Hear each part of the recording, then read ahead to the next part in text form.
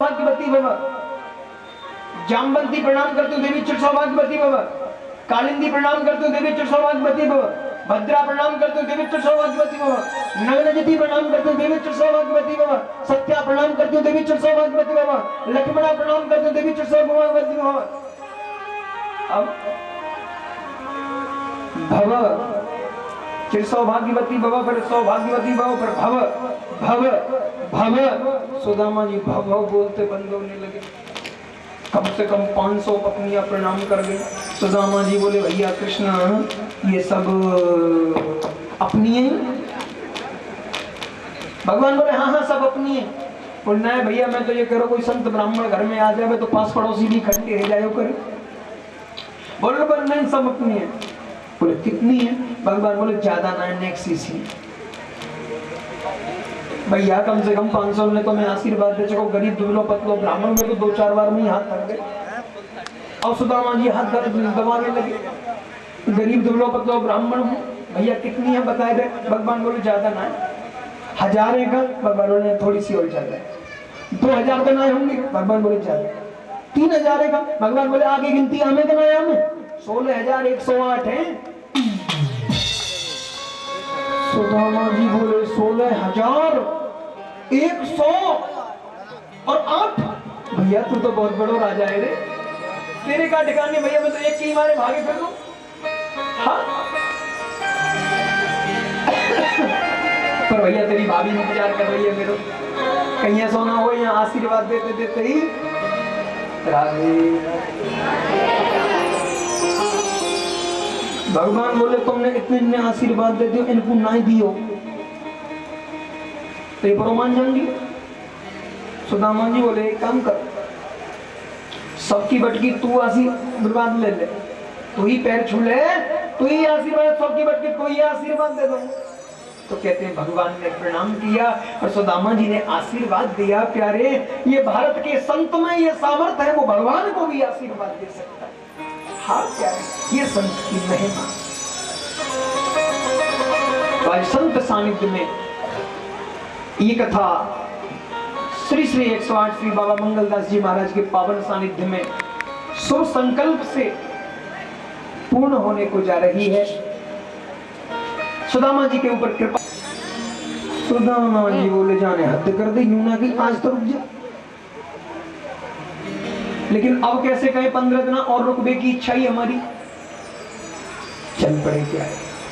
सुदामा जी बोले एक बात है, कन्हैया के घर में चलती बहुत। रुक्मणी जी पानी लाओ, सत्यभामा भोजन लाओ। है नहीं आपने देखा हो घरों में राधे कोई सज्जन भोजन कर रहे थे, उसी समय बालक ने रोना शुरू कर दिया। अब मैया चूल्हे पे बात रही थी रोटी है जाए चुप कर ले। अब महाराज उन्होंने गोदी में बालक ले लिया, चुप जा चुप हो जा। अब बालक चुप ही ना हो गए, चूल्हे पे से ही बोले बालक है नहीं ना चुप कर सके, ला इसको ला। अब गोदी में ले लियो महाराज, चुप हो जा, बिल्ली आ जाएगी चुप हो जा, बिल्ली बुलाओ बिल्ली बुलाओ। अब वो भी बेचारे रोटी बोटी छोड़ बैठे, बिल्ली बनाया और वो बन गया, बनने में ही सारे भैया राधे राधे। लेकिन सुदामा जी कहते हैं कन्हैया की चलती बहुत है घर में। जाने लगे, सोचने लगे भाभी के लिए कुछ दिया तो है नहीं, चलो ये कपड़े बढ़िया है ठीक है चलेगा। इतने में भगवान बोला अरे सुदामा जी, अरे भैया ये पीताम्बर हमारा है, उतार दो अपनी धोती पहनो। सुदामा जी बोले जाने हद ही कर गई, देखियो ये लोभी कितना है कोई, एक पीताम्बर भी उतर पाई है सोने की द्वारका जाकी। कछु भी सही भाई लोभी बहुत है। अब सुदामा जी मस्त होकर के जाने लगे। अच्छा भैया मैं कृष्ण चलूं, तेरी भाभी से कहा कह दूं? भाभी तो कहती हमारी राम राम। अब भगवान की मुट्ठी बंद है। अब सुदामा जी ने समझी कछु हाथन में होएगो। अच्छा भैया तेरी भाभी से कहा कह दूं? भगवान समझ के जब तक हाथ नहीं खोलूंगा ये जाएगा नहीं। भैया हमारी भाभी तो कह दियो हमारी ओर से हाथ जोड़ के राम राम। सुदामा जी बोले हाथों मेरी जुड़वा देगो, पहली आई राम राम बढ़िया। बड़े मस्त होकर के सुदामा जी लौट करके आए। इधर महाराज सुंदर सुदामापुरी का निर्माण भगवान ने कराया। और सुदामा जी जब आए तो महाराज यहाँ पर सोने की नगरी बनी है, द्वारका से भी सुंदर। सुदामा मंदिर देख डरे, यहाँ तो हाथी मारी टूटी झोपड़िया, अब कंचन महल गड़े। सुदामा मंदिर देख डरे। अरे भैया हमारी झोपड़ी को कौन ले गए हो? हमारी झोपड़ी कहाँ गई? तो वहीं द्वारपाल, अरे भैया ये कौन सी नगरी है? बोले महाराज ये सुदामापुरी है। सुदामा जी बोले मेरी पुरी? कोई जरूर सुदामा नाम के सेठ जी होंगे, उन्हें वास्तु के अनुसार जगह अच्छी लगी, हमारी झोपड़ी की जगह ले ली, अपनी नगरी बसा ली। अरे भैया जरा बुलाओ, कहाँ है सेठ जी? बोले जी सेठ जी तो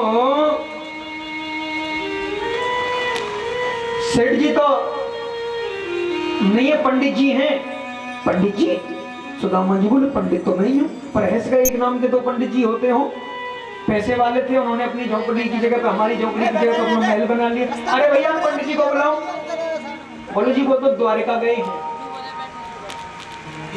द्वारका गए हैं? सुदामा जी बोले द्वारका तो अभी गए थे, पर हो सकता है पैसे वाले रोज द्वारका जाते हो। अरे भैया कितना समय है गए? पंडित जी को बोले 1 साल हो गया। सुदामा जी बोले फिर तो हम ही हैं, और हमें घर में घुसने कौन देगा? 2 द्वारपाल यहाँ पर भी खड़े हैं, ये भगवान कृष्ण के थोड़े ही हैं, देखते ही चरणों में गिर जाए। अरे भैया जरा पंडितानी जी को बुलाओ, हम पूछें। और मन में सोच रहे हैं ये तो वही दुबली पतली हमारी सुशीला हुई तो फिर तो हम ही हैं। लेकिन प्यारे भगवान की कृपा से सुशीला हो चुकी थी ये। हाँ। सुशीला से कहा महारानी जी कोई आया है, जरा देखो। सुशीला ने समझा स्वामी जी आ गए, अब तुम्हारा थाली उठाई, 2-4 दास काशी दौड़े चले आ रहे हैं। सुदामा जी देख रहे ये ना लौट के चल पड़े। सुशीला बोली स्वामी कहां जा रहे हो? सुदामा जी बोले सुशीला जी का भाई लीला, भूल भूल के हरी कोठीला लटके 2-2 चुटीला, ई का भाई लीला।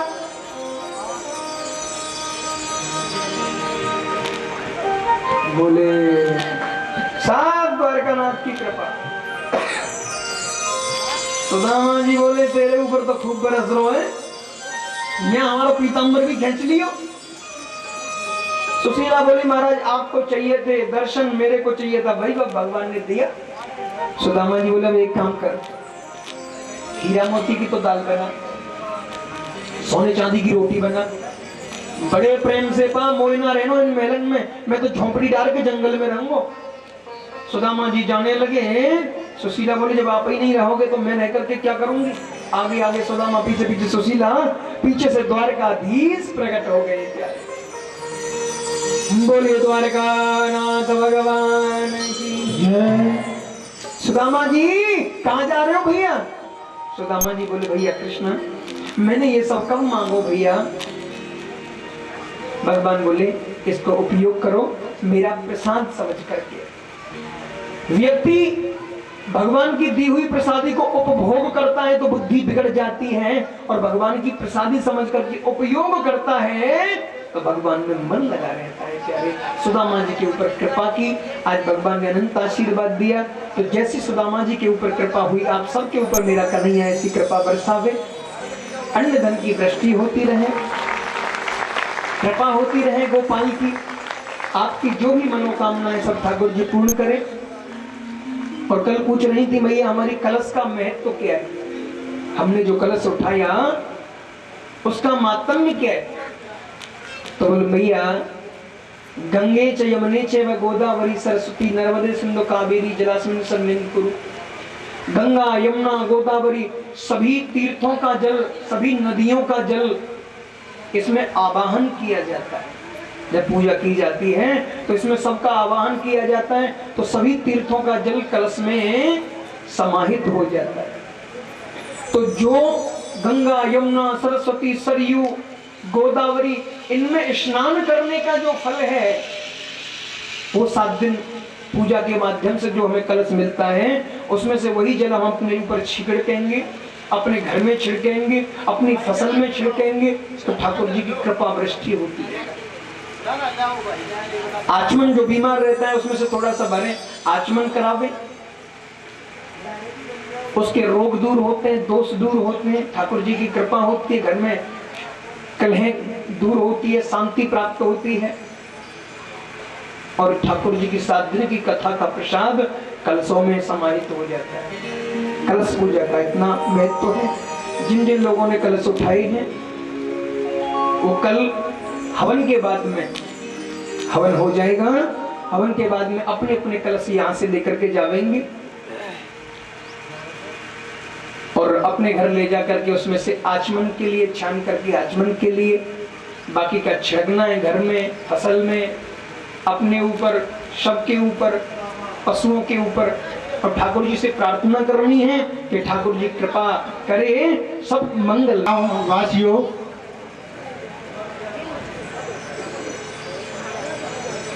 वह नक्षत्र वासियों, आज के 2 दानी हैं, उनके नाम इस प्रकार से हैं।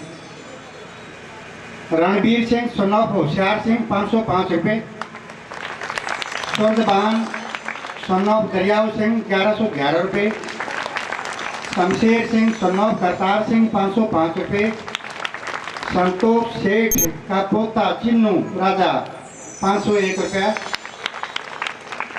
एसडीओ सतप्रकाश सिंह भैंसवाल 2100 रुपये, सतवीर सिंह सनौफराज सिंह 1100 रुपये, मंगतराम थानेदार खंडा पंडित 2120 रुपये,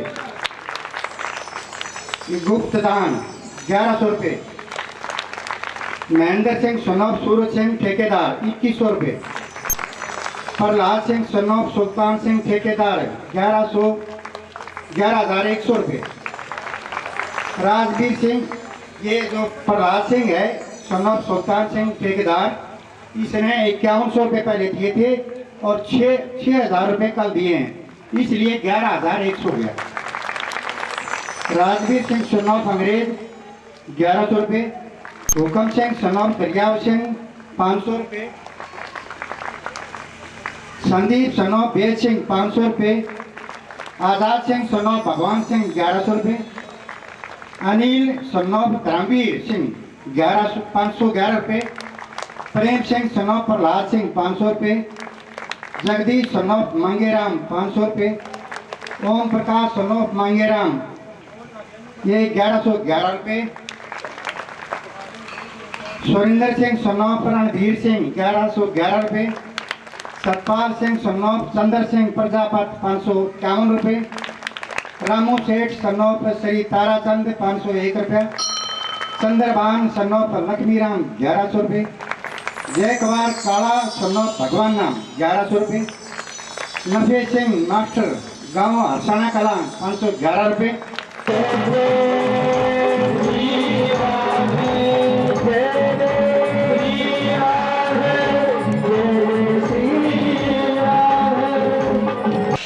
ऐसी भक्ति की गंगा यहाँ 7 दिन प्रवाहित हुई।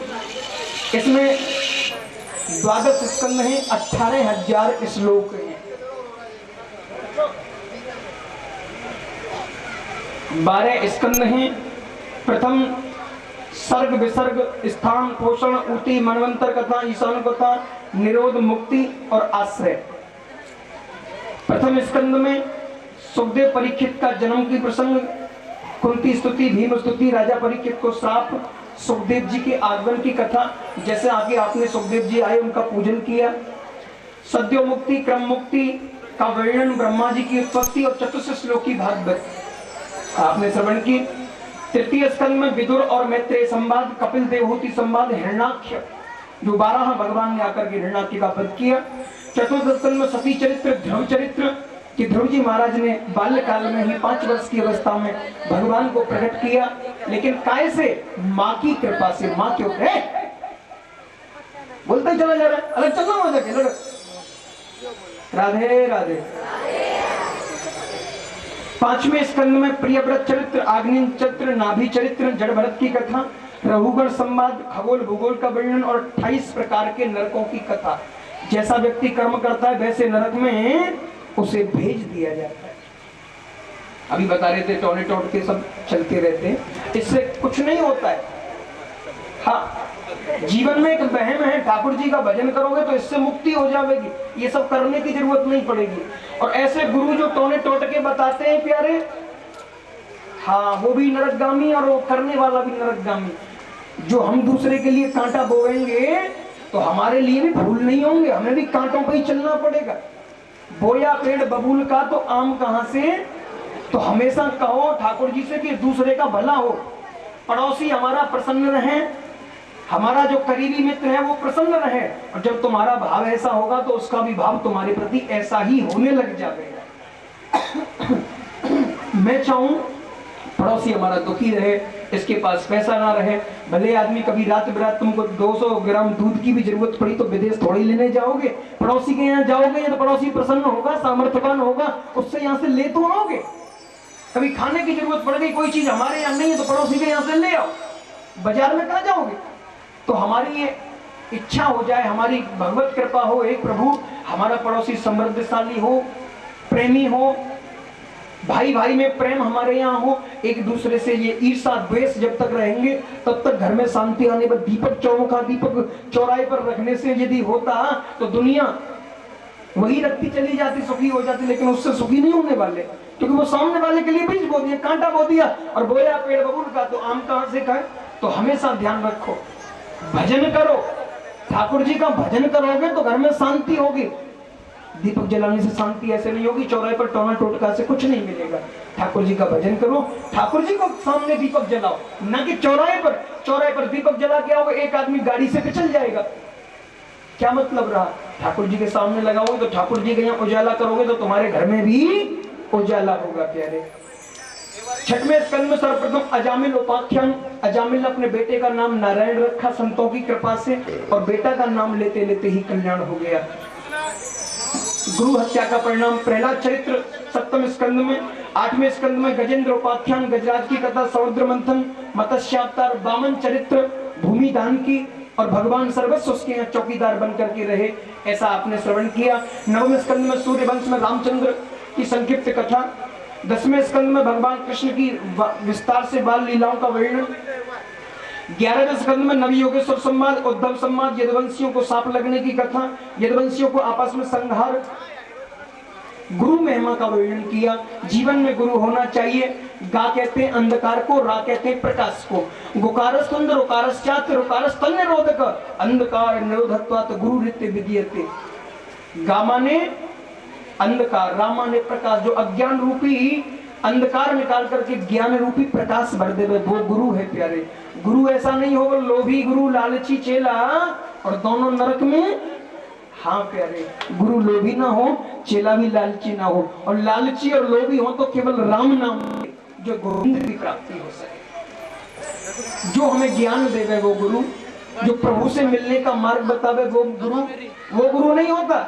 जो मैं ही सब कुछ हूँ, भगवान कुछ नहीं है, जो भगवान को नहीं मानते प्यारे वो कुछ नहीं कर सकते। वहीं तक सीमित ना रहो, ठाकुर जी के पास में जाना है, ठाकुर जी का भजन करो। तो ये बताया गुरु 3 प्रकार के होते हैं। एक होता है पुरोहित गुरु, जो यजमान का आगे आगे हित सोचे।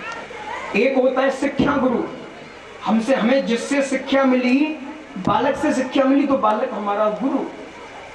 जिससे भी 24 गुरुओं का वर्णन इसमें किया है, जिससे हमें शिक्षा मिली वो हमारा गुरु। एक होता है दीक्षा गुरु, जो मंत्र लेते हैं ना, माइक पे कभी मंत्र नहीं दिया जाता कि हम एक मंत्र बोल रहे हैं छांटो भी ना, जो तुम्हें अच्छा लगे वो छांट लेना। हमेशा वैष्णव दीक्षा का मंत्र कान में दिया जाता है, वो किसी को बताया नहीं जाता। गोपनीयम गोपनीयम गोपनीयम प्रत्युत, उस मंत्र का हम निरंतर जाप करेंगे, अहरनिश जाप करेंगे, हमारे रग रग में वो मंत्र रम जाएगा तो ठाकुर जी की कृपा होगी। एक दिन गोविंद का दर्शन होगा और हमारे हर कार्य की सिद्धि होगी, वो गुरु कृपा से होगी प्यारे। गुरु जो हमारे कान में मंत्र देता है। तो ये सब गुरु महिमा का वर्णन सुनाया, भगवान के स्वधाम गमन की कथा श्रवण कराई। यदुवंशी 99 लाख से ज्यादा यदुवंशी आपस में लड़ने लगे, जो इनको श्राप लगा था, मूसल घिस करके इन्होंने समुद्र में फेंका था, उसकी एरका नाम की घास बिनी एक दूसरे पर मारने लगे तो 99 लाख से ज्यादा यदुवंशी आपस में लड़कर के समाप्त हो गए। भगवान वट वृक्ष के नीचे सोए हुए थे तो एक बहेलिया आया और बहेलिया ने आकर के भगवान के पैरों में तीर मारा। ये बहेलिया कोई और नहीं, बाली था। बाली जिसको राम जी ने छिप करके बाण मारा। तो भगवान ने बताया यदि मैं भगवान होकर भी गलत करता हूं तो मेरे को भी भोगना पड़ता है। तो हम तो मानव हैं प्यारे, हम गलत करेंगे तो हमें भोगना पड़ेगा। ये भगवान ने बताया। भगवान सुधाम गमन कर गए। 12वें स्कंद में कलयुग के दुर्गुणों का वर्णन किया। कलयुग क्या है? बोले मान ही मात पिता नहीं देवा, साधु संग करवावे सेवा, जिनके यह आचरण भवानी ते जानो निश्चर सन्मानी। जो माता पिता की बात नहीं मानेंगे, संतों के यहां जाकर के सेवा करवाएंगे, माता पिता को गाली दे देंगे,